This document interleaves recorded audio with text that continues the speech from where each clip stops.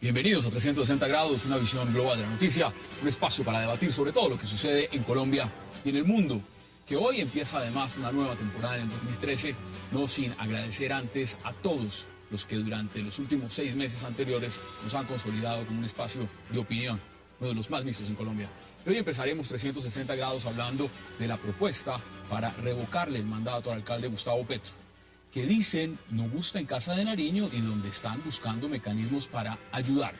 La alta consejera presidencial para Bogotá y Cundinamarca, Gina Parodi, anunció hoy que el gobierno nacional no le jala a apoyar la revocatoria del mandato a Gustavo Petro, a pesar del caos que vive la capital de la República. ¿Avanzará la propuesta de revocar el mandato al alcalde? ¿Garantiza su salida a la solución a los males de la ciudad? Hoy, el promotor de esta revocatoria, el congresista Miguel Gómez Martínez, nos dirá todas las preguntas. Y nuestro segundo tema de la noche será la situación estacionaria en que se encuentra Venezuela, luego del anuncio del presidente Hugo Chávez a la Asamblea Nacional de no poder asistir a la toma de posesión. El presidente de la Asamblea Nacional, Diosdado Cabello, leyó con una comunicación al Pleno explicando el porqué de esta recomendación médica. El mandatario reelecto no podrá asistir a la ceremonia en la que debería juramentar el cargo. ¿Está el chavismo dando un golpe de Estado? ¿Habrá un gobierno de facto? ¿Hasta qué punto se está violando la Constitución venezolana? ¿Y qué salidas le quedan a la oposición luego de todo este debate político? Será tema de debate esta noche aquí en 360 y no se vayan porque en segundos empezamos de inmediato con nuestros invitados.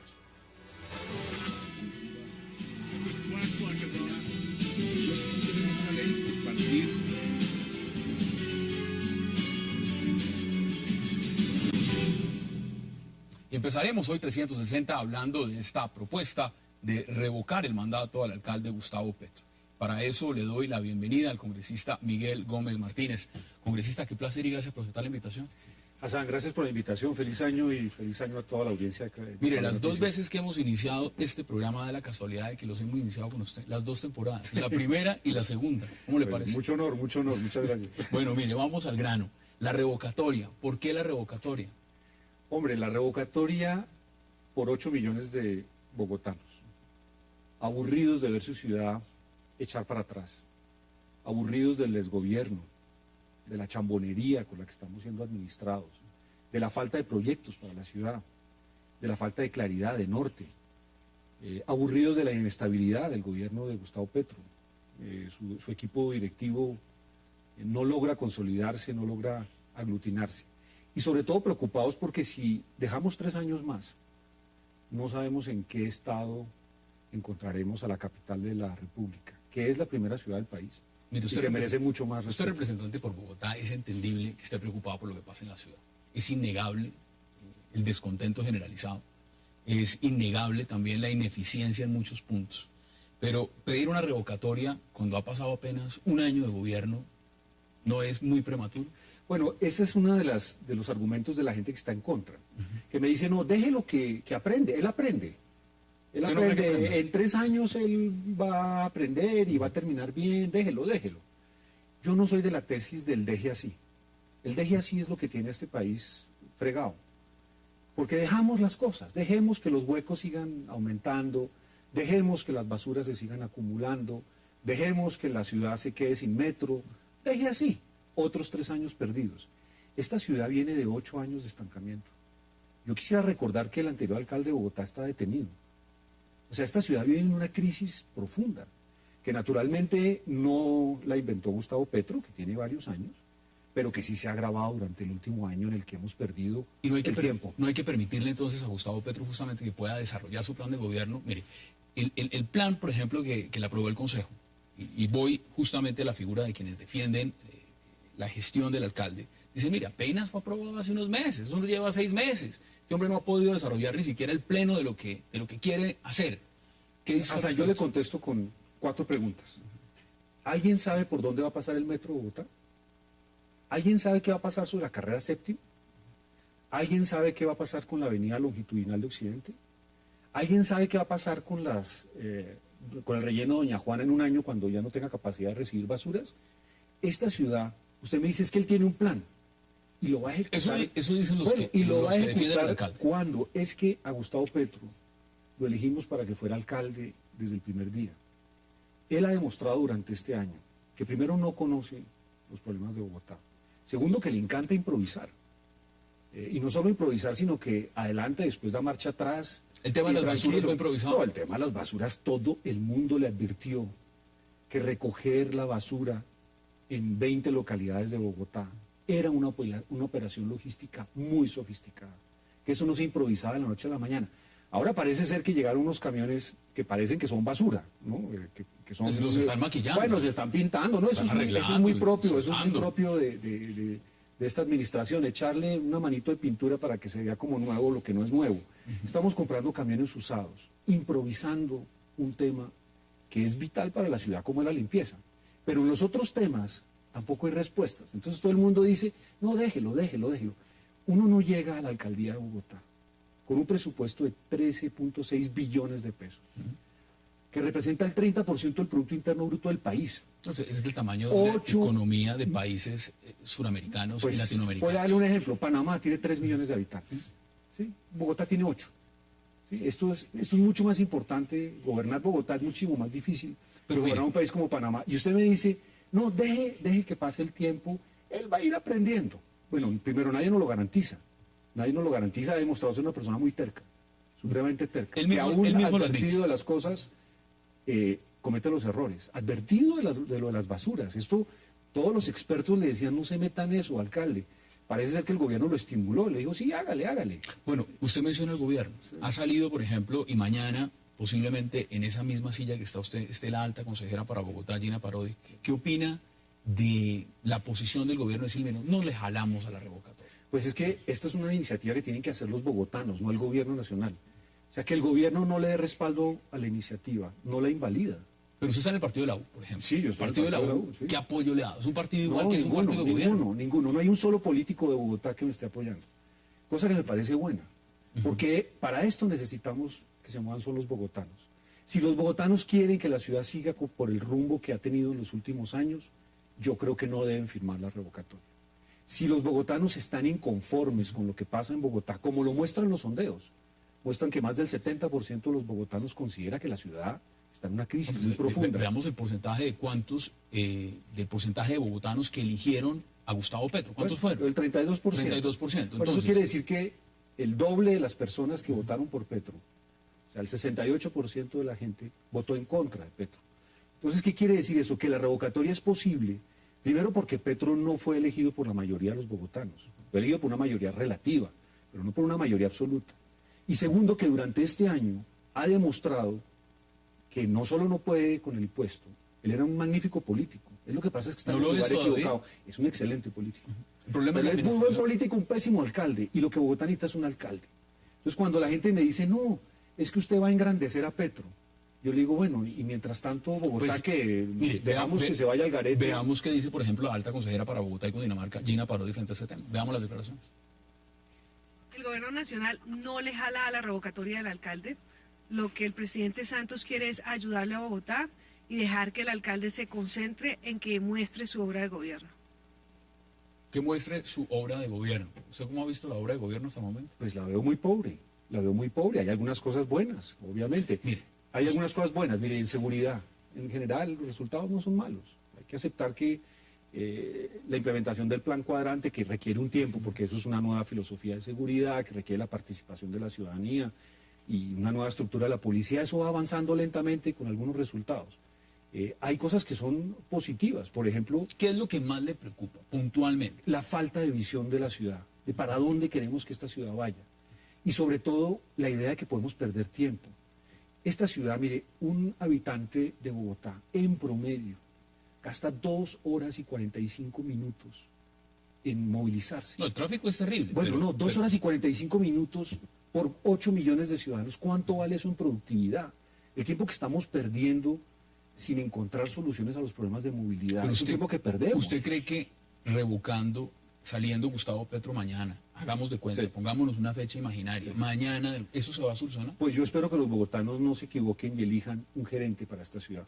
Esta ciudad necesita un gerente, un hombre que esté alejado de los vínculos políticos, de los contratistas. Usted hablaba puntualmente de lo que son la representatividad de Gustavo Petro. Ganó con el 32%.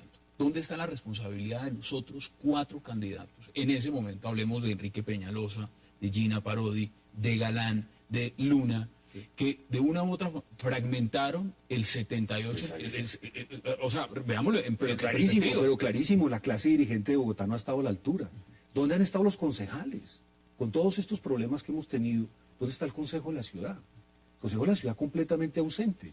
Su clase dirigente, sus representantes a la Cámara, ¿dónde están? El único que está diciendo algo soy yo, que digo, oiga, yo prefiero no esperar 3 años. Pero entonces, ¿por qué no lo apoyan? Pues yo creo que hay muchos cálculos. Bueno, cuando uno tiene 13.6 billones de pesos de presupuesto y una nómina colosal como la que tiene el distrito, pues naturalmente todos los políticos no quieren pelearse con el alcalde. El hecho de que los políticos no estén en la iniciativa realmente no importa, porque los que tienen que estar son los ciudadanos de Bogotá.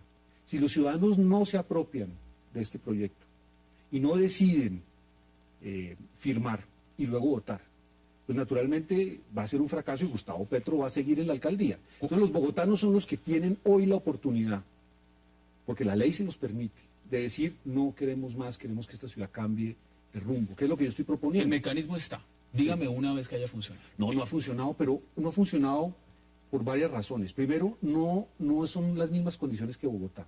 Primero, Bogotá tiene un voto de opinión muy fuerte, que no lo tienen en un pequeño municipio. El voto de opinión es muy marginal. Bogotá tiene un núcleo de voto de opinión muy fuerte. Segundo, Gustavo Petro no fue elegido por la mayoría de los bogotanos, sino por una minoría. Entonces la mayoría estuvo en contra de Gustavo Petro. Y después de un año de gestión, los resultados son nefastos. Pero esa misma mayoría es lo interesante y tenemos que hacer una pausa y volvemos. Esa misma mayoría está diciendo hay que dejarlo que termine. La mayoría de los comentaristas de la prensa de Bogotá. Pero no es lo que yo percibo. No es lo que se palpa en la calle. No es lo que yo percibo. Yo lo que veo en la ciudad es un cansancio, una fatiga. Creo que lo de las basuras fue, digamos, como ya la cereza del pastel. La gente dijo, hola, pero este hombre está incluso corriendo el riesgo de poner a la ciudad en una crisis sanitaria. No le importa eso, con tal de sacar adelante sus ideas. Echó para adelante con su propuesta y luego echó para atrás. Mira, vamos a hacer la pausa y vamos a hablar de muchos más temas de Bogotá. Hagamos esa pausa y ya regresamos con el congresista Miguel Gómez Martínez para seguir hablando de lo que significa esa revocatoria del mandato de Gustavo Petro en Bogotá. No se vayan, ya volvemos.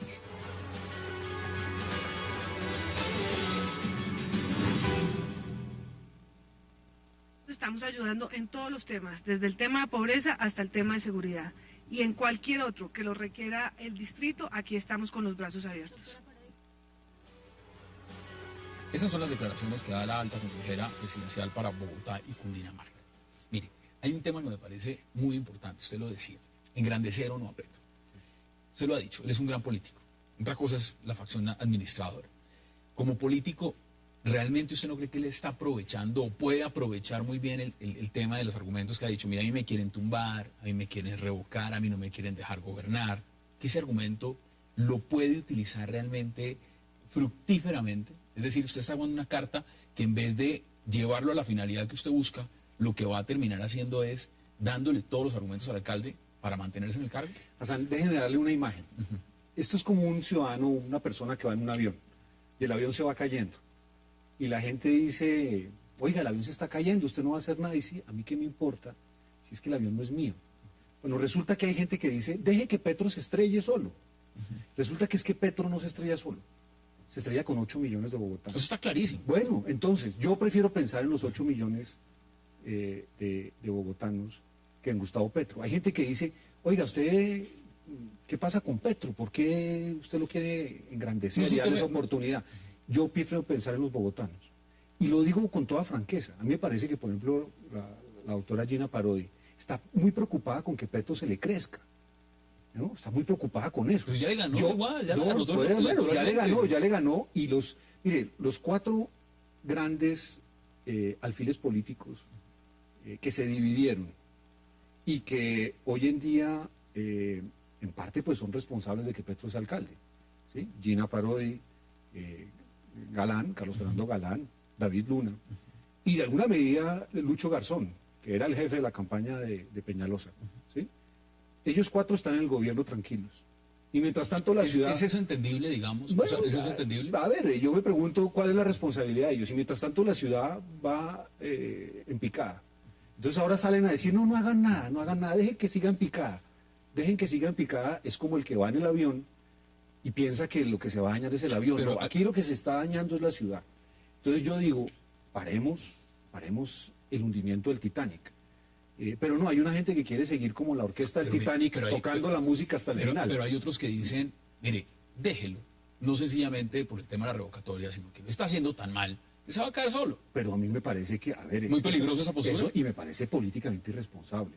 O sea, cuando uno ve que las cosas van mal, lo que tiene que hacer es mostrar otro camino y darle una esperanza a los bogotanos. Es que uno vive en esta ciudad, yo nací aquí, y yo quiero morir aquí. Yo veo a mi ciudad decaer desde hace muchos años. La veo echar para atrás. Veo que cada vez estamos mal en calidad de vida. Cada vez vivir en Bogotá dejó de ser algo agradable para volverse una tortura. Entonces, eso no puede ser el futuro para 8 millones de personas. A 8 millones de personas les puede decir, mire, esto puede cambiar, esta ciudad puede ser mejor. Vuelvo al tema. Esa responsabilidad no se debió tener en cuenta en el momento de poner el voto.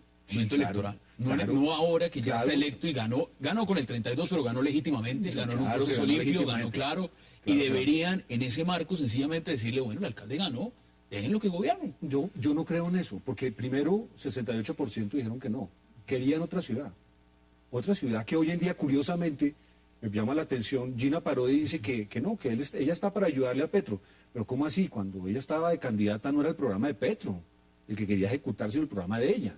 Ahora resulta que no, que ella quiere ayudarle a Petro. ¿El gobierno no quiere ser un palo en la rueda? Yo creo que el gobierno... ¿Le conviene justamente que todo esté funcionando como está funcionando? No, es que este es un gobierno del acetaminofén. Cuando ve un problema le dice, toma un acetaminofén. ¿Y eso le dice, no, mire, un momento, no es que lo que pasa es que tengo cáncer. No importa, tómese esa pastillita que se va a sentir mejor. No, hay problemas que hay que enfrentar. Esta ciudad lleva muchos años mal. Si no enfrentamos los problemas, en 3 años esta ciudad va a ser invivible.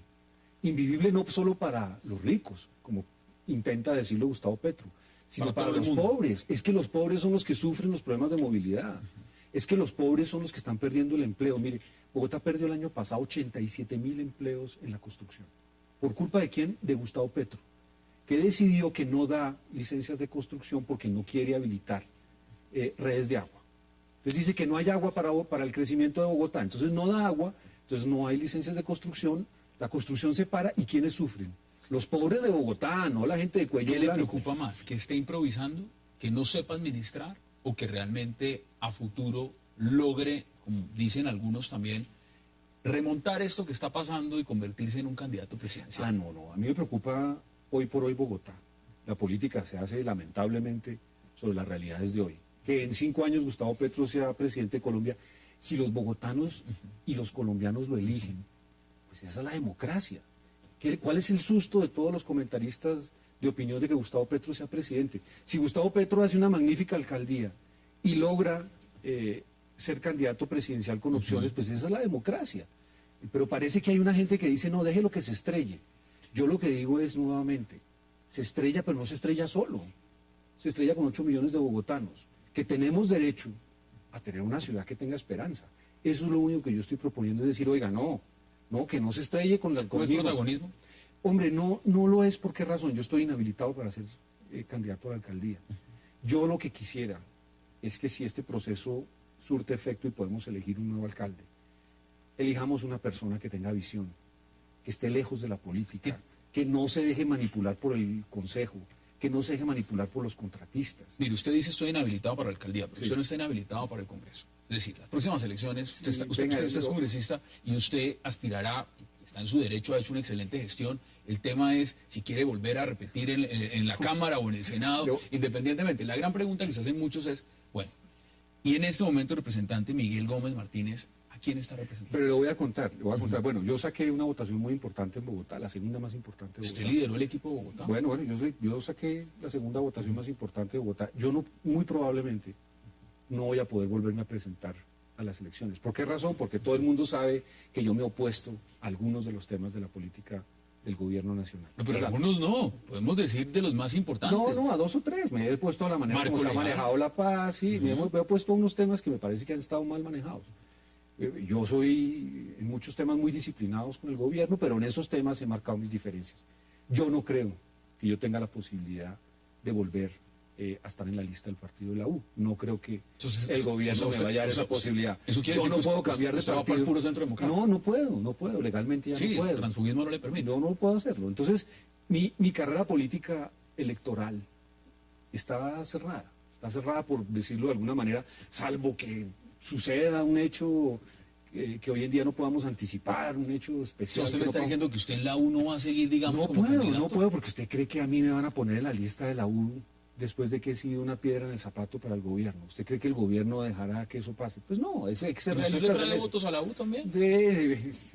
Sí, la gran pregunta es, ¿estaría en otro estado? Si yo me presto ahí, me muelen, porque esa es un poco la... Yo he sido el alumno díscolo, pues hay que castigarlo. Esa es la realidad de la política.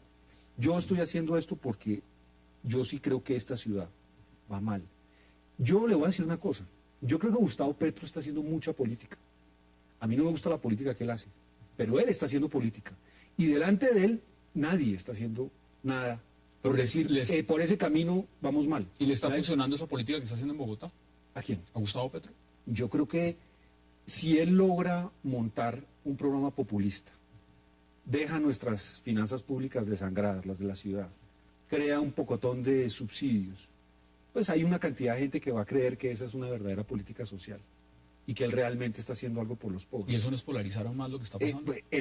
¿Qué hacemos? Ese es el camino que él escogió, que es polarizar a la ciudad. Es decir, que él no gobierna sino para una parte de la ciudad. Como si el resto de los bogotanos no tuviéramos derecho a ser gobernados en condiciones iguales. Entonces, él está haciendo política y nadie lo quiere enfrentar.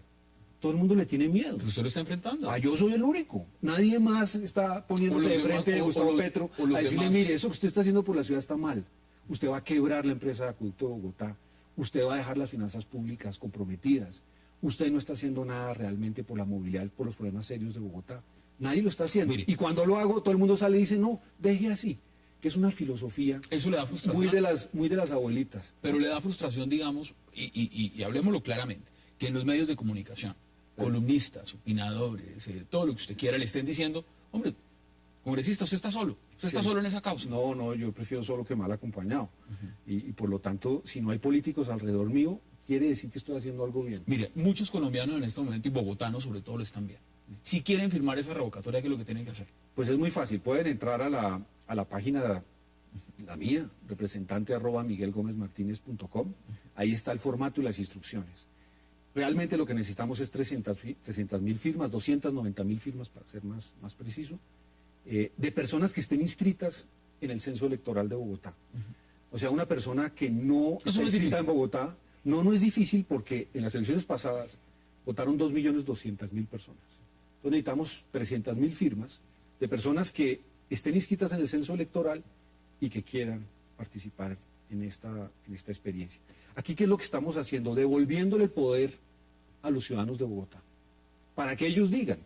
Si ellos dicen, sí, queremos que Gustavo Petro termine su mandato, pues muy bien. Gustavo Petro ganó esta batalla, va a terminar su periodo. Pero si los bogotanos quieren que la ciudad cambie de rumbo y se dé la posibilidad de un crecimiento y de las obras que estamos necesitando urgentemente, pues pueden votar en favor de la revocatoria del mandato y darle una nueva esperanza a la ciudad, que creo que es lo que necesitamos urgentemente. ¿Es en este momento la prioridad número 1 de esa agenda? No, es la única prioridad. Es la única, es decir. No es la única. Voy a dedicarle a esto los 6 meses, la ley da 6 meses para conseguir las firmas.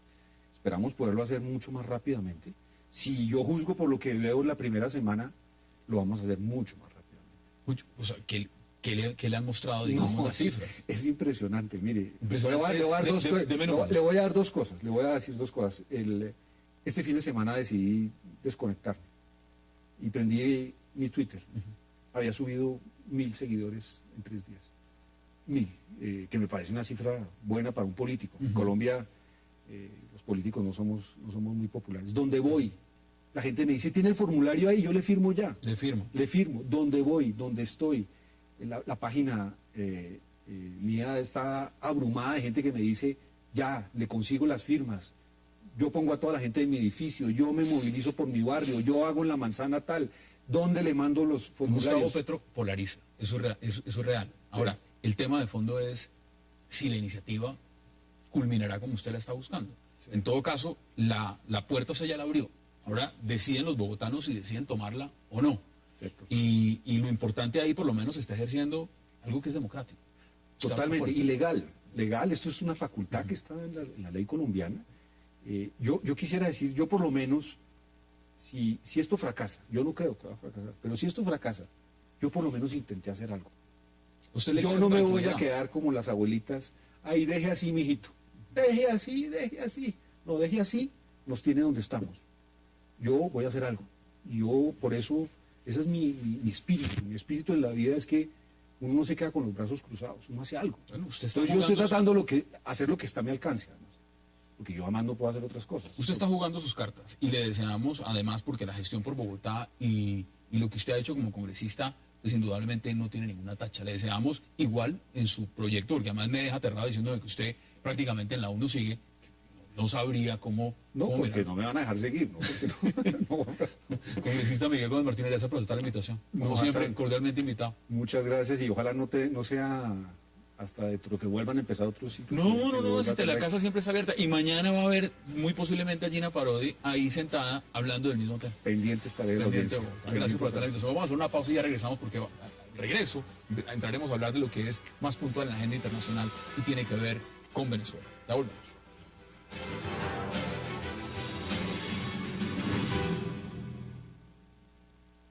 Presidente ha pedido informar que de acuerdo con las recomendaciones del equipo médico que vela por el restablecimiento de su salud, el proceso de recuperación postquirúrgica deberá extenderse más allá del día 10 de enero del año en curso, motivo por el cual no podrá comparecer en esa fecha ante la Asamblea Nacional, constituyendo un irrebatible motivo sobrevenido, por lo cual se invoca el artículo 231 de la Constitución de la República Bolivariana de Venezuela a objeto de formalizar en fecha posterior la juramentación correspondiente ante el Tribunal Supremo de Justicia. Regresamos a 360 grados y esas eran pues, las palabras que dio en su momento el presidente de la Asamblea Nacional de Venezuela, Diosdado Cabello, justamente cuando leía el comunicado, la carta, donde se explicaba la ausencia, el por qué el presidente Hugo Chávez no podría presentarse el próximo 10 de enero para la posesión juramentar como presidente de Venezuela. Para debatir sobre ese tema le doy la bienvenida a Jaime Caicedo, a Salud Hernández Mora y también a Ronald Rodríguez. Qué placer y gracias por aceptar esta invitación. Encantado. Jaime, ¿cómo ve usted lo que está pasando en Venezuela? Y seamos pragmáticos. El hecho de que el presidente no se pueda posesionar, no pueda jurar el día 10 en la Asamblea Nacional, ¿a usted le parece que se estaría violando la Constitución? Mire, lo de Venezuela era previsible, venía desde el momento en que se procedió a la operación y el tema de la salud de Chávez, era previsible que esto pudiese ocurrir. A mí me parece que la Constitución venezolana tiene suficiente juego para esto. Me parece que lo que han invocado en este caso corresponde a un hecho sobreviniente, ellos dicen sobrevenido, pero realmente es igual. En el fondo es una situación compleja. Personalmente considero que es lamentable y hago votos porque pueda haber una sanación o por lo menos un mejoramiento de la situación del presidente, pero me parece que no se está violando absolutamente nada del ordenamiento revolucionario que Venezuela ha decidido mayoritaria y ampliamente optar. Salud, ¿qué opina usted al respecto? Pues que como la Constitución es de Chávez, Chávez hace lo que da la gana y no hay separación de poderes. Básicamente podría tener una página y una frase. Esto en Venezuela se hace lo que yo quiero. Y si no, habla Fidel por mí. Es decir, si yo no puedo porque estoy incapacitado, Fidel decide. A mí no me ha sorprendido. Es decir, va a hacer lo que le dé la gana hoy, mañana, y hasta el día final de su vida. En esa perspectiva no es eso realmente gravísimo. Pero vamos a ver, si es que lleva, ¿cómo que grave es esto? Esto no es más que un eslabón más de una cadena desde que se posesionó. Él ha ganado unas elecciones abusando absolutamente del poder, abusando de los medios de comunicación. La Corte Suprema de Justicia es de él, todo es de bolsillo de él. Es decir, pues ¿qué quieres? Para mí esto no es... Es más, creo que perdemos el tiempo y le hacemos el juego debatiendo sobre qué dice la Constitución. La Constitución dice, se hace lo que Chávez le da la gana a las 24 horas del día. ¿Se dice eso en la Constitución, Ronald? Bueno, realmente no. La Constitución ha sido un proceso bastante largo y creo que Chávez tiene una ventaja en la medida en que su promesa electoral de primer momento fue cambiar la Constitución y que el pueblo venezolano votó incluso el proyecto de Constitución que él deseaba. Entonces, digamos que fue un poco más consultado. En Colombia, cuando se hacen reformas constitucionales, pocas veces se le consulta al pueblo si desea o no desea apoyar dicha constitución. En Venezuela se hizo una votación para si se llamaba o no se llamaba una Asamblea Nacional Constituyente. Después se votó si el proyecto que presentaba Chávez era el que se iba a estudiar o se arrancaba desde cero. Se decidió que era el proyecto con el que empezaba Chávez, e incluso la reforma constitucional o la enmienda realmente, porque la reforma no pasó, fue aprobada por el pueblo. Y hoy se puede decir que la oposición también ha reconocido el valor de la Constitución. La Constitución en Venezuela, el texto formal, digamos que es bastante interesante y tiene bastantes avances en lo que ha sido el derecho constitucional en América Latina. Eso no niega que en efecto hay ciertos juegos que ha hecho el chavismo para mantener el eje de poder. Digamos que Chávez no ha atacado la Constitución bolivariana, pero se ha valido de los espacios pero no que tiene exacto, usted lo está diciendo, no han usado todos los instrumentos. Es decir, la Constitución bolivariana dice que el Tribunal Supremo, que las altas cortes tienen que ser de él. Dice eso. Y eso dice, ¿no? La Constitución, según lo que usted está diciendo, dice, las altas cortes, Tribunal Supremo y tal, es mío. Lo elijo yo, hago lo que yo me da la gana, y además está la mujer de Maduro en la Procuraduría. En fin, eso también es responsabilidad de la oposición, porque cuando le dejó la Asamblea al chavismo, diciendo que no habían garantías, el chavismo no desaprovechó el momento y hizo todos los movimientos políticos para apropiarse del poder jurisdiccional. No, pero si respetara la Constitución, no se apropiaría, porque como es una Constitución tan divina, y usted dice que la elección se hizo dentro del marco de la Asamblea y la mayoría en ese momento era chavista porque la oposición decidió no asistir a la Asamblea. Un tema es la elección. La elección la ganó y la ganó a de forma tramposa. De forma tramposa. La elección, Salud dice, la ganó de forma tramposa. ¿Usted está de acuerdo? Yo creo que la elección del 7 de octubre de 2012 es uno de los acontecimientos más importantes en el continente americano por la transparencia de esa elección.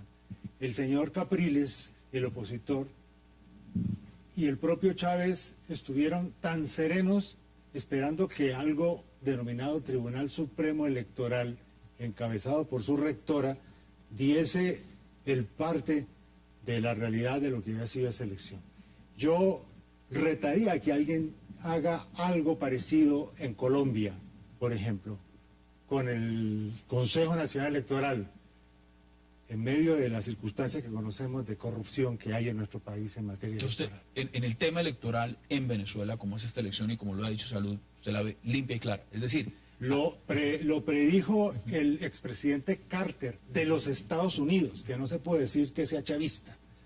Y por lo tanto me parece que el juego de ese sistema electoral venezolano debería constituirse como un elemento que además se pudiese replicar en otras partes de la América Latina para evitar toda forma de trampa y de fraude. No, sería estupendo porque no podría estar más de acuerdo con usted cualquier presidente. Por ejemplo, Juan Manuel Santos sería feliz porque en las próximas elecciones la oposición se quedaría limitada a 1 minuto de televisión a la semana y él en cadena nacional hablaría lo que le apeteciera todos los días, cualquier momento, y luego utilizaría el presupuesto nacional para repartirlo amistosamente con todo el mundo. Es decir, yo creo que es un modelo ejemplar. ¿Qué es lo que más le preocupa en este momento, Ronald, de lo que está pasando en Venezuela?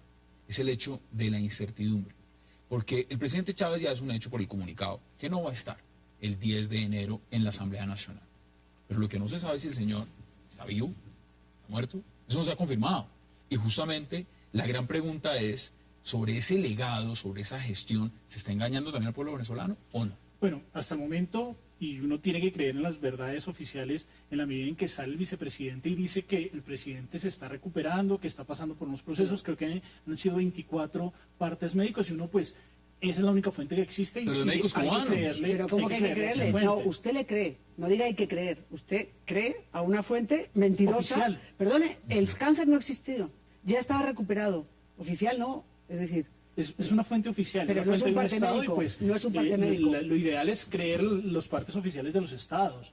Independientemente de que uno sea o no sea chavista, si el Estado en boca del vicepresidente dice que el presidente está en tales condiciones, pues lo mínimo que uno debería esperar es creer en esa verdad. Que si esa verdad es manipulada, que si no dan, por ejemplo, la presencia cierta del cáncer. Pero esto no está pasando, digamos, en un ambiente Caracas, esto no está pasando en Bogotá, está pasando en La Habana. Entonces, muchos se preguntan y dicen realmente, lo que pasa en La Habana no está... No, es que no hemos visto un médico, perdona, llevamos 18 meses, no hemos visto el primer médico que salga leyendo un comunicado. El comunicado en los últimos meses lo lee Maduro, es el propio Chávez el que decía, ¿cuál parte médico? ¿Pero cuál parte médico? Pues sabemos. ¿Usted tiene idea hoy día de cómo está Chávez? ¿Usted sabe? En este momento, el vicepresidente hoy, a través del ministro de Comunicaciones, dijo que se estaba recuperando. Aquí tengo las declaraciones, Lili. Vamos a hacer una pausa y al regreso, apenas entremos, vamos a ver las declaraciones justamente del vicepresidente Nicolás Maduro. Hagamos la pausa.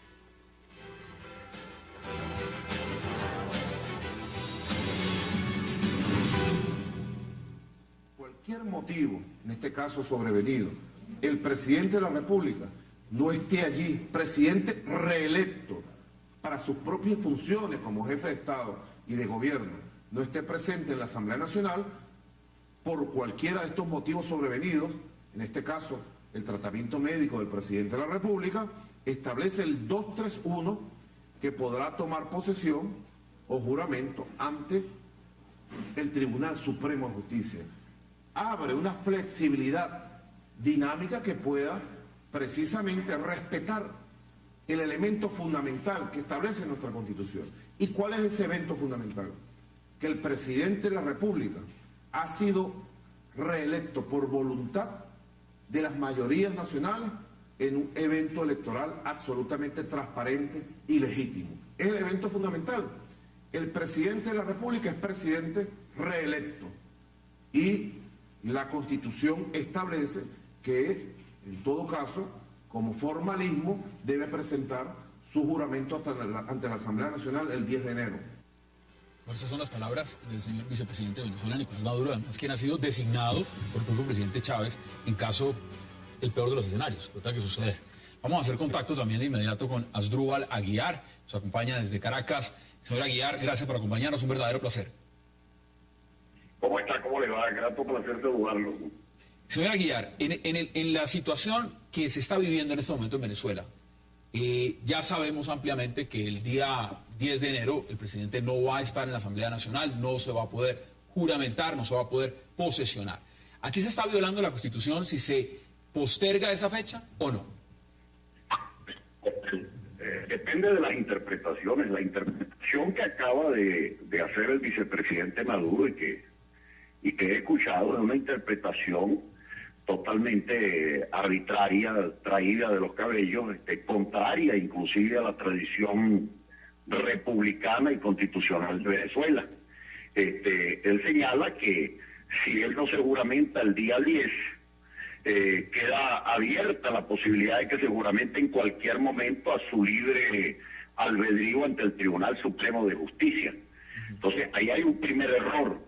Cuando los presidentes electos se juramentan ante los tribunales supremos, es cuando sobrevienen unas circunstancias excepcionales en los parlamentos, porque no se han instalado, porque no se han puesto de acuerdo las comisiones para hacer el correctivo, no han designado las directivas correspondientes y obviamente, siendo necesaria la inauguración del mandato constitucional, el presidente no puede esperar a que se pongan de acuerdo los parlamentarios. Y por eso es que se le permite ir al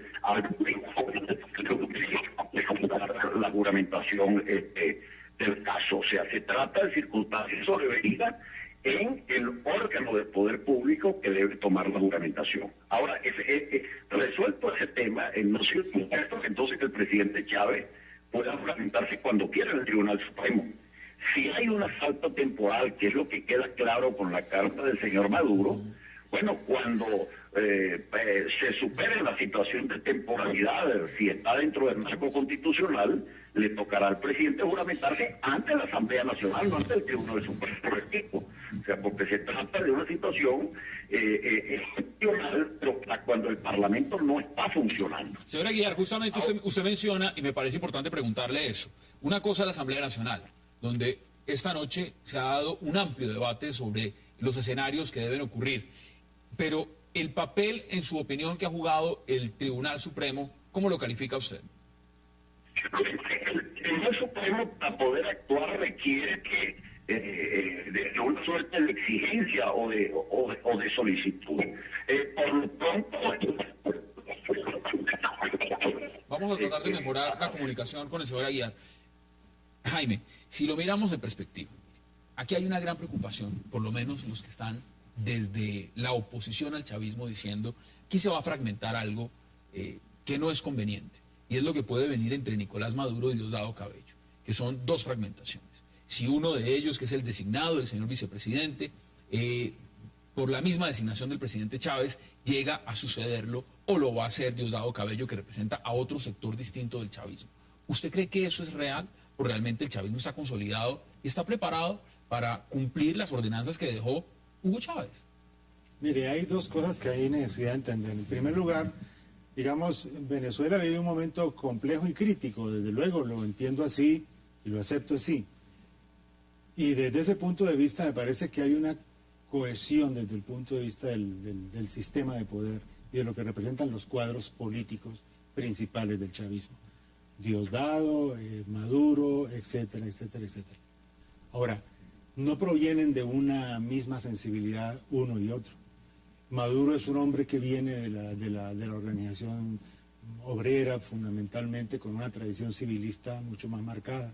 Diosdado es un hombre del mecanismo militar, que es fundamental en Venezuela. Y que yo digo, es un mecanismo militar civilista. Pero lo tildan también de una gran estela de corrupción.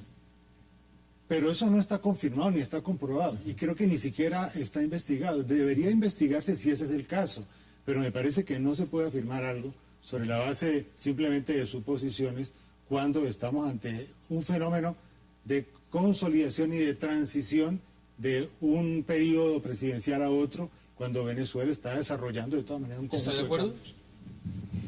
Yo creo que habrá una división, es decir, las dictaduras lo que les une son los intereses en este momento. Es decir, obviamente todos van a querer heredar a Chávez, pero... Pero hay un designado. Es decir... Sí, claro, y yo pienso que se va a tener que respetar. Le gustará o no le gustará a Diosdado, yo pienso que si mañana le pasara algo a Chávez ya fatal, y el chavismo iba a aceptar la voz de Chávez, y Chávez señaló claramente que es Maduro el sucesor. Incluso tendría posibilidades grandes de ganar las elecciones, no lo dudo, pero el chavismo no se va a sostener. Es decir, el chavismo... O sea, usted sin Chávez no hay chavismo. No, como sin Castro, sin Fidel. Sin Fidel no hay castrismo, es decir, este no es un mundo de televisión en blanco y negro y una televisión controlada, este es un mundo de redes sociales, olvídate, es decir, la personalidad de Castro, a mí no me gusta Chávez, pero la personalidad de Chávez, el carisma de Chávez es innegable. Y desde luego Maduro ni de Diosdado Cabello ni de lejos le llega. O sea, no tienen cómo heredar ese caudillismo. No. Es que hay muy pocas dictaduras que se hereden, muy pocas dictaduras. En Oriente Medio ha habido algunas, Corea hay del Norte. algunas en Corea, pero las dictaduras se acaban con el dictador. La de Franco se acabó con el dictador, es decir, la de Pinochet se acabó con el dictador. Las dictaduras se acaban normalmente con el dictador, y el castrismo no se ha acabado porque no se ha muerto Fidel. No porque lo haya heredado. Mire, usted menciona a Fidel y me parece importante verlo en perspectiva porque todo esto se desarrolla en La Habana, pero antes veamos declaraciones de alguien que es muy importante dentro del esquema venezolano y es el líder de la oposición, Enrique Capriles. Veamos qué dijo el día de hoy. Nosotros fuimos electos gobernadores y nuestro periodo está establecido en la Constitución. El tiempo de duración de nuestro periodo está en la Constitución. Los consejos legislativos están en la Constitución. La Asamblea Nacional, la elección de los diputados está en la Constitución. Todo está en la Constitución. No es la interpretación que a alguien, si le gusta o no le gusta. Esta Constitución, la Constitución, las normas, las leyes, son de obligatorio cumplimiento porque eso es lo que nos permite que en el país exista convivencia, no la anarquía. Entonces, tan sencillo, le decimos al gobierno, 10 de enero, se termina un periodo constitucional. El pueblo no votó por Nicolás Maduro, que dejarlo clarito, ni votó por los ministros. El pueblo votó por el presidente de la República, Y nosotros aceptamos el resultado democráticamente, porque somos personas que creemos en el fortalecimiento de la democracia. Ronald, frente a ese argumento que da Capriles, y dice enfáticamente, la vicepresidenta, sabemos, en Venezuela no es de elección popular, es decir, es designada por el presidente. Los venezolanos votaron, ganó el presidente Hugo Chávez, pero no se posesiona. Si no se posesiona y entra el señor Maduro, ¿es eso constitucionalmente legal? En efecto, hay un vacío constitucional porque el presidente, su periodo llega hasta el 10 de enero. Y como no puede asumir, es el Tribunal Supremo de Justicia, que muy seguramente lo va a hacer mañana en la mañana, va a determinar cuál es el procedimiento a seguir, porque tampoco se puede declarar la falta absoluta o la falta temporal. El gobierno llega hasta el 10 de enero y hay que buscar un mecanismo de transición, y al que le corresponde dar ese mecanismo de transición es al Tribunal Supremo de Justicia. Salud dice que el Tribunal Supremo es chavista. Es de Chávez. En efecto, es de Chávez. Eso lo reconozco. Entonces, eso lo reconozco. El Tribunal Supremo de Justicia, en su gran mayoría, hoy está en manos del chavismo. Entonces, ¿qué garantías, y hace parte de la realidad política? Entonces, ¿qué garantías hay en ese sentido de que se esté respetando una norma constitucional si ya sabemos de antesala cuáles son Sin embargo, las prioridades pues, de ese es esta institución Supremo? la que tiene que determinar cómo se va a manejar. Digamos que ante la situación dada, el mejor de los escenarios o el más constitucional sería que el Tribunal Supremo de Justicia el mismo 10 viajase a Cuba y juramentase a Hugo Chávez en su lecho de enfermo, y que de inmediato se declarase la falta temporal para que él tuviese 90 días para recuperarse. Es decir, Digamos ese es el escenario más viable en este momento. No, ese sería el constitucionalmente más deseable, que digamos el tribunal jugaría, por lo menos, así fuese de manera formal su papel, el presidente jugaría, si fuese de manera formal su papel, y la institucionalidad podría continuar. Sin embargo, pues como existe este vacío, teóricamente el periodo de Maduro termina también con el del presidente Chávez el 10 de enero. Así que él teóricamente no podría seguir ejerciendo el cargo. Bueno, usted lo pone claro, eso no es un gobierno de facto. Están jugando con la reglamentación constitucional. Una de las cosas, yo no lo llamo dictadura al chavismo, el chavismo es más un autoritarismo competitivo que permite la participación de la oposición, que permite que la oposición haga lo que hace, porque es que las dictaduras básicamente aniquilan a las oposiciones. Sí, en Venezuela hay una oposición y hace un papel importante, y tal vez por eso el mismo líder de la oposición puede dirigirse hoy a sus ciudadanos. Sin embargo, pues se valen del entramado jurídico y estiran las normas para así poder hacer su voluntad, y esa es una realidad de Venezuela. Tenemos que hacer una pausa y ya hablemos, porque Jaime quiere intervenir, y por supuesto también quiero preguntarle al señor Aguilar en Caracas sobre el punto del Tribunal Supremo Electoral. Hagamos esa breve pausa y ya regresamos aquí en 360 para seguir hablando de Venezuela y por supuesto la noticia del día: el presidente Hugo Chávez no está apto para posesionarse el día 10 de enero en la Asamblea Nacional en Venezuela. Ya volvemos.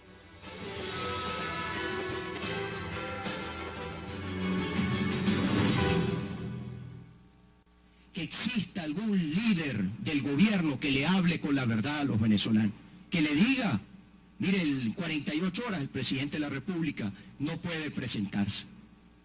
El presidente de la República, esta es su posición, o no hay posibilidades de conversar con él, no hay posibilidad de dar un mensaje de tranquilidad, que deje a un lado esas interrogantes que hoy se están haciendo millones de venezolanos y que también se están haciendo pues personas de otros países. ¿Qué va a pasar el próximo 10 de enero? Esas son las palabras de Enrique Capriles. La gran pregunta: ¿qué va a pasar el próximo 10 de enero? Pues aquí estábamos analizando, Jaime, y una de las posibilidades, y lo decía Ronald antes de ir a la pausa, pues es que viaje el Tribunal Supremo a Cuba, a La Habana, y juramenta al presidente allá. Ahora, ¿qué tanto compromete eso la soberanía venezolana? Que se hiciera ese escenario. No, yo pienso que, digamos, son procedimientos, y esos procedimientos están contemplados de todas maneras dentro de la Constitución. Ahora, si Chávez efectivamente, como es evidente, no puede ir, está convaleciendo, seguramente el tribunal puede llegar a tomar la determinación de trasladarse o de trasladar una comisión suya o una sala a La Habana.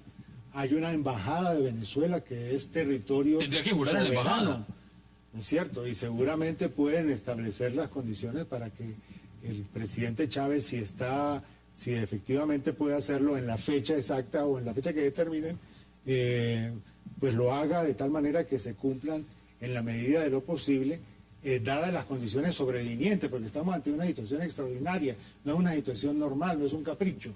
Es una situación real que ha sobrevenido y por lo tanto está jugando esa situación. Usted lo ha dicho, no es un capricho desde una perspectiva, pero la oposición mire lo que dice. Alerta y alerta directamente a la OEA y dice, aquí hay una violación abierta del orden constitucional. Sí, eso es lo que se ha querido presentar porque se ha intentado mover, incluida la posibilidad de un golpe de Estado en Venezuela, con el pretexto de esta situación y de este momento complejo y diríamos en cierta forma crítico.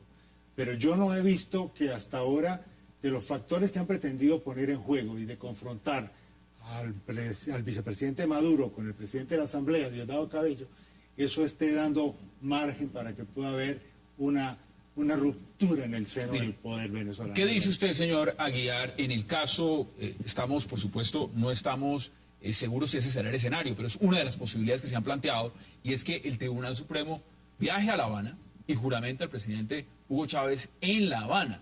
¿Ese escenario usted lo ve, como lo plantea la oposición, estaría violando el ordenamiento constitucional?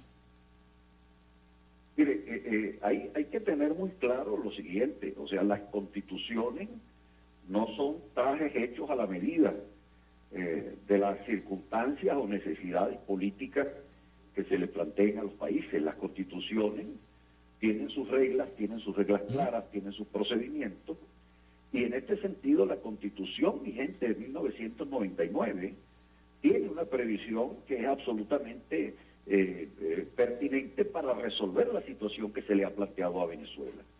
Si el presidente electo no puede tomar juramentación el día en que le corresponde inaugurar el periodo constitucional, la Constitución establece que provisionalmente, de manera temporal, debe asumir el titular del otro poder público en el que reside la soberanía popular. ¿Durante cuánto tiempo? Durante los 90 días de temporalidad que plantea la Constitución, que pueden ser prorrogados por 90 días adicionales. Es decir, pasados los cuales se declararía la falta absoluta del presidente y se procedería a unas nuevas elecciones. Pero la Constitución establece, o sea, los mecanismos para resolver la temporalidad cuando hay ausencia del presidente electo para su momento de juramentación. Señor Aguiar, permítame, porque aquí no están de acuerdo con usted en la mesa. Salud y Ronald. No, en ninguna parte de la Constitución dice que deba asumir el presidente de la Asamblea Nacional. De hecho, ante la falta temporal, el que debe asumir es el vicepresidente. El problema acá es que como se cierra un periodo, ese es el quick del asunto. Si se cierra el periodo, termina también el periodo del vicepresidente y teóricamente no hay vicepresidente. Mire, el Tribunal Supremo de Justicia declara inadmisible amparo para que Diosdado Cabello asuma el 10 de enero. Sí. Es decir, ese debate se ha dado. O sea, ese debate se ha dado en Venezuela. Ahora, Salud. Quiero volver sobre algo importante porque es que todo esto se desarrolla en un escenario de disco. Aquí tenemos un señor que se llama Fidel Castro. Y Fidel Castro, de una u otra manera, lo que pase con el señor Hugo Chávez le afecta. Y le afecta directamente. Porque eso no es una revolución interna únicamente en Venezuela. Eso tiene una gran connotación continental. En el marco de lo que eso está ocurriendo, las decisiones de fondo, y muchos en la oposición en Venezuela lo critican, dicen, aquí no las está tomando el señor Hugo Chávez. Aquí las está tomando el señor Fidel Castro desde La Habana. ¿Usted qué dice al respecto? Yo creo que Fidel Castro tiene una voz indudable en cualquier cosa que tenga que ver con Venezuela, porque tiene que ver con él. Es decir, el régimen castrista tiene la ayuda que le está prestando económica y financiera desde hace unos años.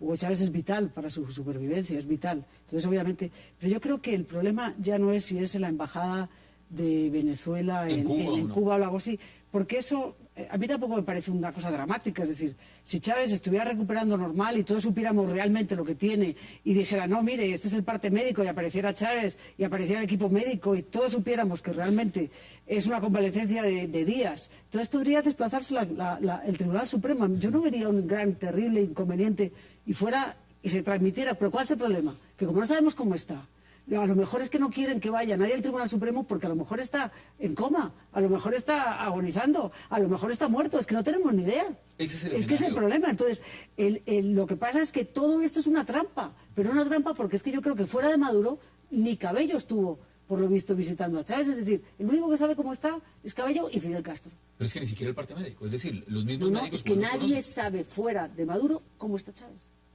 Es que yo creo que Diosdado Cabello, si tú no entras, tú no tienes ni idea, nadie tiene ni idea. Al general Franco le estuvieron durante yo no sé cuánto tiempo nadie teníamos ni idea si estaba vivo, muerto, le alargaron la vida, por lo visto lleva en coma, ni se sabe, nadie tenía ni idea. Y era la época de la televisión en blanco y negro, como digo, y donde era mucho más fácil controlar las informaciones. Se fue a Cuba no porque eran buenos los cubanos, no, porque iba siempre a controlar los partes médicos, él. Para eso se fue a Cuba nada más. Pero se está entonces en un tema mayor de fondo y es en un encubrimiento, ¿usted lo ve de esa forma? Pues no sé, no puedo determinar nada al respecto porque estamos ante, digamos, las informaciones que oficialmente se transmiten y que son las que corresponden, digamos, a lo que se supone es la situación real del presidente Chávez en este momento.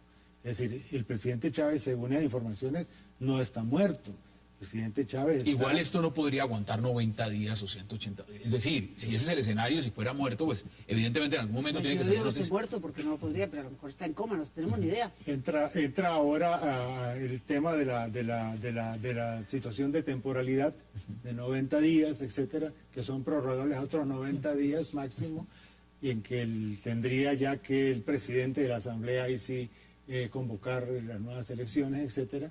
Pero mientras tanto, digamos que hay este margen de posibilidad y de juego que no está incumpliendo.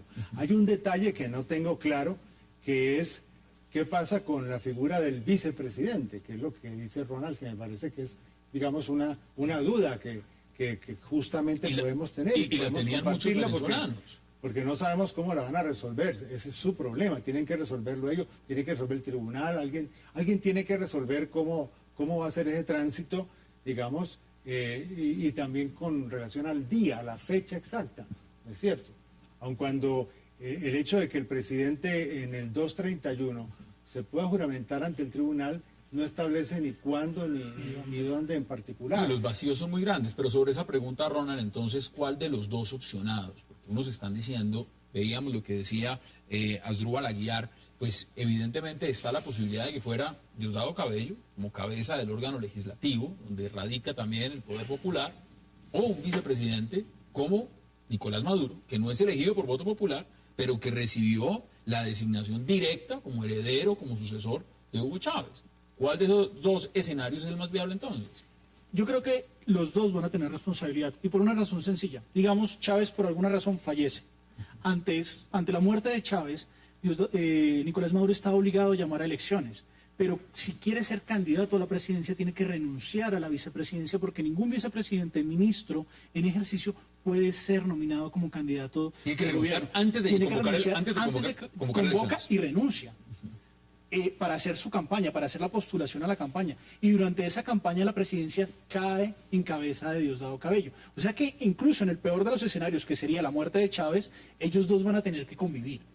Ellos dos van a tener que convivir porque independientemente de eso, así sea el futuro presidente de Venezuela, Nicolás Maduro, va a haber un periodo, que es la campaña electoral, que la presidencia la va a tener que ejercer Diosdado Cabello. Y el primer vicepresidente de la Asamblea pasa. Usted está dando por sentado que entonces Maduro en ese escenario, igual, precisamente por esa designación que hizo Chávez, sería el candidato oficial. Sí. Ahora, la pregunta que yo les formulo es si alguien le haría contrapeso a esa candidatura. No, pero de aquí, es decir, la única posibilidad de que Maduro, de que Diosdado Cabello encabece el gobierno de manera temporal, es que se muera Chávez. Es decir, mientras Chávez no fallezca, va a ser Maduro la cabeza. Da igual que el periodo constitucional de Maduro termine el 10 o el 15. Eso es indiferente, porque yo estoy de acuerdo que una cosa es la Constitución y el libro, eso lo aguanta todo, otra cosa es la interpretación. Y yo lo que sostengo es que la interpretación que hace el chavismo de la Constitución es hacer lo que les dé la gana las 24 horas del día, los 365 días de la semana. Entonces, en ese supuesto va a seguir Maduro. ¿Por qué? Porque si Maduro se va, sería aceptar que Chávez está incapacitado de manera absoluta. Y eso no lo van a hacer. Lo dijo Maduro. Es que al chavismo la gente no le escucha. Ellos todo lo que hacen lo anuncian. Eso sí, en eso sí son transparentes. Y Maduro lo dijo. Aquí el presidente es Chávez. Entonces, hasta que Chávez no fallezca, el presidente va a ser Chávez y Maduro va a ejercer de vicepresidente. Da igual que pase la Constitución lo que diga. Eso es el ordenamiento jurídico no importa. Eso no importa. Es la designación del presidente. Solamente Diosdado Cabello asumirá en el momento en que fallezca precisamente lo que usted dice, para no inhabilitarse el otro y ser el candidato oficial, porque ir contra Maduro es un suicidio dentro del chavismo. Dentro del chavismo. Bueno, y vamos a ver qué opina la oposición y se los voy a preguntar en minutos. Hagamos otra pausa en 360 y ya regresamos para seguir hablando del tema Venezuela. No se vayan, ya volvemos.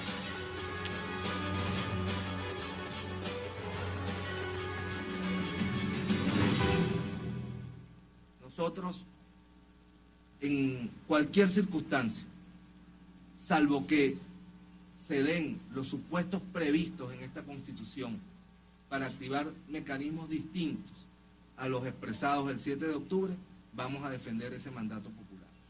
Y por eso el Partido Socialista del Estado Miranda, las fuerzas políticas aliadas, las fuerzas sociales, las fuerzas partidistas, vamos a acompañar a todo el pueblo de Venezuela en la defensa de esta tarea. Regresamos a 360 grados. Jaime, muchos se preguntan si el propio Chávez, si el propio Hugo Chávez, se llegó a imaginar la dimensión de lo que esto podía llegar a ocurrir. Es decir, alguien considerado un caudillo, un hombre que representa todo un movimiento, donde la figura de un suplente realmente era inexistente y donde un tema de salud, pues en algún momento los mismos hombres cercanos al presidente Chávez decían ya está superado. ¿Cree que él se llegó a imaginar esto que está ocurriendo en este momento, que no pudiera llegar a posesionarse el día 10 de enero en la Asamblea Nacional? Nadie podía prever esto. Indudablemente esta es una circunstancia que ha ocurrido, que tenía todas las posibilidades, todas las probabilidades de llegar a ocurrir, pero en la forma y en el dramatismo en que ha llegado a hacerlo, pues naturalmente es totalmente un hecho nuevo, digamos, que obligó al propio presidente Chávez a tener que asumir también de una manera trágica, digamos, la circunstancia de nombrar a alguien que podría ser el candidato a sucederlo. Y en emergencia. Y desde luego llamando a jugar hasta el último momento la batalla por su salud como parte, digamos, de ese compromiso histórico, digamos, del chavismo y del proceso bolivariano en Venezuela con relación al fenómeno de la sucesión y al mismo tiempo de la transición de un gobierno a otro. Mire, hoy estaba diciendo Diosdado Cabello, lo decía en pleno de la Asamblea Nacional, decía lo siguiente: si la oposición estuviera en la directiva de la Asamblea Nacional, habría un golpe de Estado como en Paraguay. ¿Qué dice usted al respecto? No, es imposible. No puede haber ningún golpe de Estado, es decir, eso es ridículo. Cualquier cosa de estas, el chavismo controla absolutamente todos los resortes del poder en Venezuela, absolutamente todos hoy día, todos. Por las circunstancias que sean, los controlan todos. Pero, Salud, quedó abierto un escenario que era, por lo menos en el corto plazo, impensable, y es lo que le preguntaba Jaime, que va a haber una sucesión. Es evidente. O sea, sí, claro. Este hombre no se sabe si siga una semana más, un mes más, un año más, o no se sabe, pero evidentemente ya se abrió el camino de una sucesión. Y en el camino de esa sucesión, pues los que están son en este momento Maduro y Cabello. No, solamente está Maduro, es decir, ¿Solo está Maduro? Solamente está Maduro porque es que Chávez, vamos a ver, estábamos comentándolo antes en uno de estos cortes, si aquí en Colombia, que no había chavismo, si aquí en Colombia, cuando matan a Galán, el hijo de Galán, que además es un adolescente, señala a un señor y el señor gana las elecciones, pues con más razón, en un país tan absolutamente... donde la figura de este hombre es mi presente, ¿cómo va a ir cualquier chavista que vaya contra la voluntad del líder supremo que además veneran y que poco menos hay que ponerse firmes y paradas y saludar al comandante presidente al que le van agregando nuevos títulos, ¿no? No sé, pero por supuesto... Van a inmortalizarlo. No, y eso no tengo ninguna duda. Además hay varios ejemplos que hicieron en la Unión Soviética y ellos lo van a copiar, que les fascina, porque es el culto a la personalidad a unos límites desbordados, pero sería una locura, ya te digo, para cualquier chavista. Si Diosdado se quiere estrellar y quemarse políticamente, pues que vaya contra Maduro, pero obviamente Maduro va a ser el candidato, no hay ninguna duda. Si es que Chávez está tan mal como supone, yo ya empiezo a creerme. Pero no es solamente el tema. Mire, Salud, le voy a dar cifras que es importante, porque muchos están diciendo Venezuela en este momento, durante esa transición, está en coma. En estos 8 días que va de este año 2013. No le voy a dar las cifras del día de hoy, pero en los 7 días, porque el día de hoy no hicieron conteo, 111 muertos en la ciudad de Caracas. Entonces... Pero usted es absolutamente un golpista que está, porque y además propagandista de la oposición y un gusano de Miami, perdona. Esas cifras no se pueden dar, eso es un secreto. Estos son cifras. No, son cifras reales. Ahora, yo le pregunto, Ronald, porque dentro de este campo, pues no solamente es el tema de lo que está pasando internamente en Venezuela, si Venezuela está en coma durante este proceso o si el que está en coma es el presidente Chávez. Lo que sí es real es que en el escenario político también se cuestiona mucho el rol de la oposición. ¿Cómo ha visto usted en este proceso a la oposición? Y si la oposición tiene cómo hacerle frente a un chavismo en este momento, ¿cómo se encuentra? No, no tienen la más mínima posibilidad de hacerle frente. De hecho, no tienen la más mínima posibilidad, ni siquiera porque el chavismo se abuse del poder, sino porque no han sido capaces de organizarse de forma coherente. El resultado de las elecciones presidenciales fue fatal en la medida en que el discurso del candidato Capriles fue un desastre. Prácticamente al final del discurso se lanza a los brazos de sus papás, lo cual prácticamente acabó con la posibilidad política de la oposición ese día. Solo es Ramón Guillermo Aveledo el único que da una postura medianamente sensata y dice esto no se para acá. El chavismo aprovechó la enfermedad de Chávez y capitalizó una victoria sin igual en las gobernaciones. Pero ¿cómo se explica, cómo se explica oposición? justamente, Jaime, que tengamos este momento crucial para el chavismo? Está en este momento su líder natural, que es Hugo Chávez, posiblemente en un escenario que no lo desconocemos, estamos especulando, pero podría estar muerto, podría estar en coma, y sin embargo, bajo todo ese escenario de sucesión, la oposición no tiene posibilidades en Venezuela. O sea, ¿qué nos dice esto entonces? ¿Qué está pasando? Es que el fenómeno me parece que ya se produjo y fue el 7 de octubre. Es que el 7 de octubre trazó una diferenciación ya en el tiempo y en las condiciones. En Venezuela hay indudablemente una serie de fenómenos de nueva cultura política que es difícil en Colombia compararla con algo nuestro. Me parece que hay nuevos factores. El comportamiento de las Fuerzas Armadas en sus distintos niveles es muy distinto. Los sectores populares, las fuerzas políticas, el propio Partido Socialista Unificado de Venezuela, las otras fuerzas revolucionarias que no están dentro del PSV. Es decir, ahí, y todo está jugando con una cierta conciencia unificada de que hay que defender un proceso más allá de la persona del líder. Es decir, hay un fenómeno que va mucho más allá y que no tiene que ver, digamos, con el carisma del líder ni con el culto de la personalidad. Pero están llamando a la revolución, hoy veía el debate en la Asamblea Nacional. Es que es un debate de fondo, me parece. Tengo que concluir, Salud, me queda menos de un minuto. Pero hoy hay presidentes, Cristina Fernández ya ha dicho que va a alquilar un avión, su gira asiática primero va a pasar a La Habana, a visitar a Hugo Chávez en las condiciones en que esté. Han hablado de convocatorias. ¿Cuántos presidentes latinoamericanos se prestarán si hay un escenario como el del 10 de enero, que se va a dar en 2 días, para ir a Venezuela o para seguir con este juego de decir, no importa que se dilate, lo importante es que se recupere el presidente? Lo ha dicho Dilma Rousseff, lo han dicho otros mandatarios. ¿Cuántos de ellos irán en esa ruta? Hombre, yo creo que los estómagos agradecidos es de mal nacidos no ser agradecido. Entonces los estómagos agradecidos deben ir. Yo creo que eso es infaltable. Ahora otros como Dilma Rousseff que estén como a mitad de juego, pero finalmente es un gobierno de izquierdas. Entonces de pronto también se tienen que hacer la paradita. Yo creo que un gobierno como el de Santos no debería ir jamás. No debería ir. No debería ir en absoluto. ¿Iba a ir? No, porque él ya advirtió que solamente va si tenía la garantía de que estaba Chávez. Pero yo creo que tienen que ir todos los estómagos agradecidos. Sería lo menos que le pueden hacer al líder que les ha estado manteniendo con la sopa boba durante tanto tiempo, ¿no? Quiero agradecerles, Ronald, por haber aceptado la invitación. Salud, por supuesto, como siempre, por aceptar la invitación. Y Jaime, también gracias por aceptar la invitación. A ustedes, gracias por acompañarnos. Tenemos una cita de nuevo mañana, aquí a la misma hora, 7:30 p.m. por Cable Noticias, para seguir debatiendo la agenda política de Colombia y del mundo en esta nueva temporada del 2013. Es una próxima oportunidad.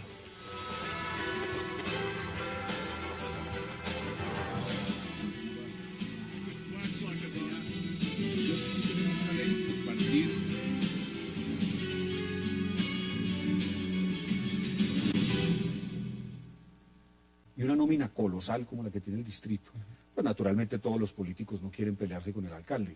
El hecho de que los políticos no estén en la iniciativa realmente no importa, porque los que tienen que estar son los ciudadanos de Bogotá. Si los ciudadanos no se apropian de este proyecto y no deciden firmar y luego votar, pues naturalmente va a ser un fracaso y Gustavo Petro va a seguir en la alcaldía. Entonces los bogotanos son los que tienen hoy la oportunidad, porque la ley se nos permite, de decir no queremos más, queremos que esta ciudad cambie de rumbo, que es lo que yo estoy proponiendo. El mecanismo está. Dígame una vez que haya funcionado. No ha funcionado, pero no ha funcionado por varias razones. Primero, no son las mismas condiciones que Bogotá. Primero, Bogotá tiene un voto de opinión muy fuerte, que no lo tienen en un pequeño municipio. El voto de opinión es muy marginal. Bogotá tiene un núcleo de voto de opinión muy fuerte. Segundo, Gustavo Petro no fue elegido por la mayoría de los bogotanos, sino por una minoría. Entonces la mayoría estuvo en contra de Gustavo Petro. Y después de un año de gestión, los resultados son nefastos. Pero esa misma mayoría es lo interesante y tenemos que hacer una pausa y volvemos. Esa misma mayoría está diciendo hay que dejarlo que termine. No, la mayoría de los comentaristas de la prensa de Bogotá, pero no es lo que yo no percibo, es lo que se palpa en la calle. No es lo que yo percibo. Yo lo que veo en la ciudad es un cansancio, una fatiga. Creo que lo de las basuras fue, digamos, como ya la cereza del pastel. La gente dijo, hola, pero este hombre está incluso corriendo el riesgo de poner a la ciudad en una crisis sanitaria. No le importa eso, con tal de sacar adelante sus ideas. Echó para adelante con su propuesta y luego echó para atrás. Mira, vamos a hacer la pausa y vamos a hablar de muchos más temas de Bogotá. Hagamos esa pausa y ya regresamos con el congresista Miguel Gómez Martínez para seguir hablando de lo que significa esa revocatoria del mandato de Gustavo Petro en Bogotá. No se vayan, ya volvemos.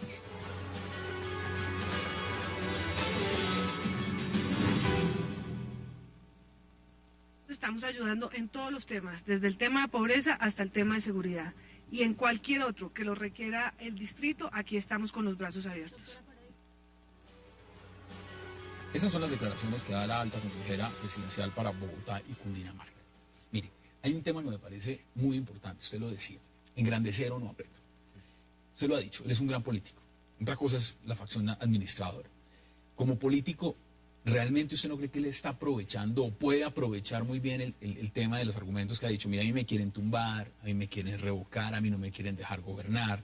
¿Que ese argumento lo puede utilizar realmente fructíferamente? Es decir, usted está jugando una carta que en vez de llevarlo a... Este año ha demostrado que no solo no puede con el impuesto, él era un magnífico político. Es lo que pasa es que está en el lugar equivocado. Es un excelente político. El problema es muy buen político, un pésimo alcalde, y lo que Bogotá necesita es un alcalde. Entonces, cuando la gente me dice, no, es que usted va a engrandecer a Petro, yo le digo, bueno, y mientras tanto, Bogotá, que mire, dejamos que se vaya al garete. Veamos qué dice, por ejemplo, la alta consejera para Bogotá y Cundinamarca, Gina Parodi, frente a este tema. Veamos las declaraciones. El gobierno nacional no le jala a la revocatoria del alcalde. Lo que el presidente Santos quiere es ayudarle a Bogotá y dejar que el alcalde se concentre en que muestre su obra de gobierno. Que muestre su obra de gobierno. ¿Usted cómo ha visto la obra de gobierno hasta el momento? Pues la veo muy pobre, Hay algunas cosas buenas, obviamente. Mire, hay algunas cosas buenas. Mire, en seguridad, en general, los resultados no son malos. Hay que aceptar que la implementación del plan cuadrante, que requiere un tiempo, porque eso es una nueva filosofía de seguridad, que requiere la participación de la ciudadanía y una nueva estructura de la policía, eso va avanzando lentamente con algunos resultados. Hay cosas que son positivas, por ejemplo... ¿Qué es lo que más le preocupa puntualmente? La falta de visión de la ciudad, de para dónde queremos que esta ciudad vaya. Y sobre todo, la idea de que podemos perder tiempo.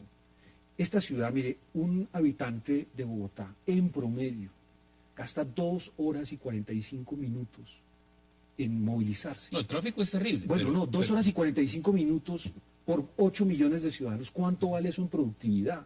El tiempo que estamos perdiendo sin encontrar soluciones a los problemas de movilidad. Es un tiempo que perdemos. ¿Usted cree que revocando, saliendo Gustavo Petro mañana, hagamos de cuenta, pongámonos una fecha imaginaria, mañana, ¿eso se va a solucionar? Pues yo espero que los bogotanos no se equivoquen y elijan un gerente para esta ciudad. Esta ciudad necesita un gerente. Un hombre que esté alejado de los vínculos políticos, de los contratistas. Usted hablaba puntualmente de lo que son la representatividad de Gustavo Petro. Ganó con el 32%. ¿Dónde está la responsabilidad de los otros 4 candidatos? En ese momento hablemos de Enrique Peñalosa, de Gina Parodi, de Galán, de Luna, que de una u otra fragmentaron el 78. O sea, veámoslo en pero clarísimo, la clase dirigente de Bogotá no ha estado a la altura. ¿Dónde han estado los concejales? Con todos estos problemas que hemos tenido, ¿dónde está el Consejo de la Ciudad? El Consejo de la Ciudad completamente ausente. Su clase dirigente, sus representantes a la Cámara, ¿dónde están? El único que está diciendo algo soy yo, que digo, oiga, yo prefiero no esperar 3 años. Pero entonces, ¿por qué no lo apoyan?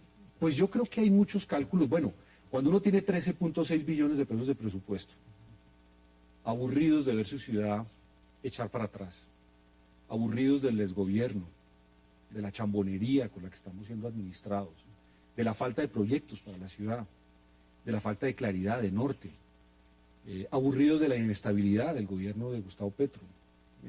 Su equipo directivo no logra consolidarse, no logra aglutinarse. Y sobre todo preocupados porque si dejamos 3 años más, no sabemos en qué estado encontraremos a la capital de la República, que es la primera ciudad del país. Mire, y que merece mucho más respeto. Usted, representante por Bogotá, es entendible que esté preocupado por lo que pasa en la ciudad. Es innegable el descontento generalizado. es innegable también la ineficiencia en muchos puntos. Pero pedir una revocatoria cuando ha pasado apenas un año de gobierno no es muy prematuro. Bueno, ese es uno de los argumentos de la gente que está en contra, que me dice, no, déjelo que aprende, él aprende. Él aprende, en 3 años él va a aprender y va a terminar bien, déjelo. Yo no soy de la tesis del deje así. El deje así es lo que tiene este país fregado. Porque dejamos las cosas, dejemos que los huecos sigan aumentando, dejemos que las basuras se sigan acumulando, dejemos que la ciudad se quede sin metro, deje así. Otros 3 años perdidos. Esta ciudad viene de 8 años de estancamiento. Yo quisiera recordar que el anterior alcalde de Bogotá está detenido. O sea, esta ciudad vive en una crisis profunda, que naturalmente no la inventó Gustavo Petro, que tiene varios años, pero que sí se ha agravado durante el último año en el que hemos perdido el tiempo. No hay que permitirle entonces a Gustavo Petro justamente que pueda desarrollar su plan de gobierno. Mire, el plan, por ejemplo, que le aprobó el Consejo, y voy justamente a la figura de quienes defienden la gestión del alcalde, dice, mira, apenas fue aprobado hace unos meses, eso lleva 6 meses, este hombre no ha podido desarrollar ni siquiera el pleno de lo que quiere hacer. ¿Qué dice? O sea, yo le contesto con 4 preguntas. ¿Alguien sabe por dónde va a pasar el metro de Bogotá? ¿Alguien sabe qué va a pasar sobre la carrera séptima? ¿Alguien sabe qué va a pasar con la avenida longitudinal de Occidente? ¿Alguien sabe qué va a pasar con el relleno de Doña Juana en un año cuando ya no tenga capacidad de recibir basuras? Esta ciudad, usted me dice, es que él tiene un plan y lo va a ejecutar. Eso dicen los bueno, que, y lo los va a que defienden al ejecutar alcalde. cuando es que a Gustavo Petro lo elegimos para que fuera alcalde desde el primer día. Él ha demostrado durante este año que primero no conoce los problemas de Bogotá. Segundo, que le encanta improvisar. Y no solo improvisar, sino que adelanta y después da marcha atrás. ¿El tema de las basuras fue improvisado? No, el tema de las basuras, todo el mundo le advirtió que recoger la basura en 20 localidades de Bogotá era una operación logística muy sofisticada, que eso no se improvisaba de la noche a la mañana. Ahora parece ser que llegaron unos camiones que parecen que son basura, ¿no? Que son, entonces los están maquillando. Bueno, se están pintando, ¿no? Eso es muy propio, de esta administración, echarle una manito de pintura para que se vea como nuevo lo que no es nuevo. Estamos comprando camiones usados, improvisando un tema que es vital para la ciudad como es la limpieza. Pero en los otros temas tampoco hay respuestas. Entonces todo el mundo dice, no, déjelo. Uno no llega a la alcaldía de Bogotá con un presupuesto de 13.6 billones de pesos, que representa el 30% del Producto Interno Bruto del país. Entonces, es del tamaño de la economía de países suramericanos y latinoamericanos. Voy a darle un ejemplo. Panamá tiene 3 millones de habitantes. ¿Sí? Bogotá tiene 8. ¿Sí? Esto es mucho más importante. Gobernar Bogotá es muchísimo más difícil pero gobernar un país como Panamá. Y usted me dice, no, deje que pase el tiempo, él va a ir aprendiendo. Bueno, primero, nadie nos lo garantiza. Nadie nos lo garantiza, ha demostrado ser una persona muy terca, supremamente terca. Él mismo advertido de las cosas, comete los errores. Advertido de lo de las basuras. Esto, todos los expertos le decían, no se metan eso, alcalde. Parece ser que el gobierno lo estimuló. Le dijo, sí, hágale. Bueno, usted menciona el gobierno. Sí. Ha salido, por ejemplo, y mañana, posiblemente en esa misma silla que está usted, esté la alta consejera para Bogotá, Gina Parodi. ¿Qué opina de la posición del gobierno de decir, menos, no le jalamos a la revocatoria? Pues es que esta es una iniciativa que tienen que hacer los bogotanos, no el gobierno nacional. O sea, que el gobierno no le dé respaldo a la iniciativa, no la invalida. Pero usted está en el partido de la U, por ejemplo. Sí, yo estoy en el partido de la U. Sí. ¿Qué apoyo le ha dado? ¿Es un partido igual que es un partido de gobierno? Ninguno. No hay un solo político de Bogotá que me esté apoyando. Cosa que me parece buena. Porque para esto necesitamos que se muevan solo los bogotanos. Si los bogotanos quieren que la ciudad siga por el rumbo que ha tenido en los últimos años, yo creo que no deben firmar la revocatoria. Si los bogotanos están inconformes con lo que pasa en Bogotá, como lo muestran los sondeos, muestran que más del 70% de los bogotanos considera que la ciudad está en una crisis muy profunda. Veamos el porcentaje de cuántos, del porcentaje de bogotanos que eligieron a Gustavo Petro. ¿Cuántos fueron? El 32%. 32%. Entonces, eso quiere decir que el doble de las personas que votaron por Petro, o sea, el 68% de la gente votó en contra de Petro. Entonces, ¿qué quiere decir eso? Que la revocatoria es posible. Primero porque Petro no fue elegido por la mayoría de los bogotanos, fue elegido por una mayoría relativa, pero no por una mayoría absoluta. Y segundo que durante...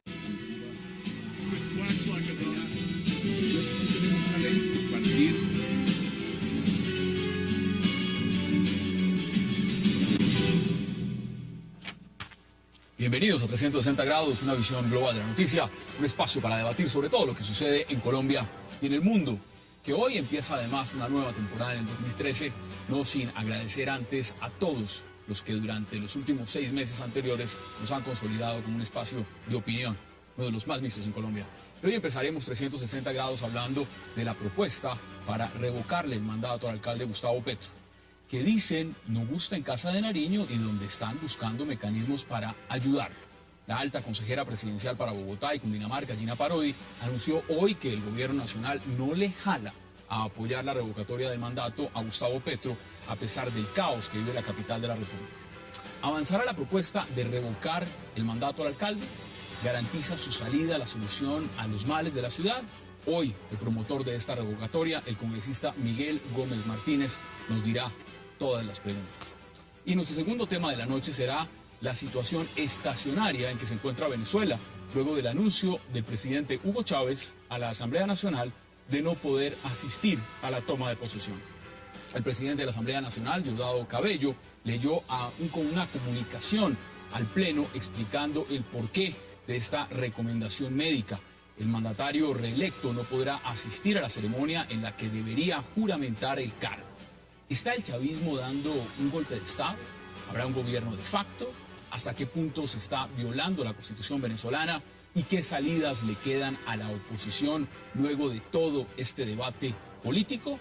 Será tema de debate esta noche aquí en 360 y no se vayan porque en segundos empezamos de inmediato con nuestros invitados.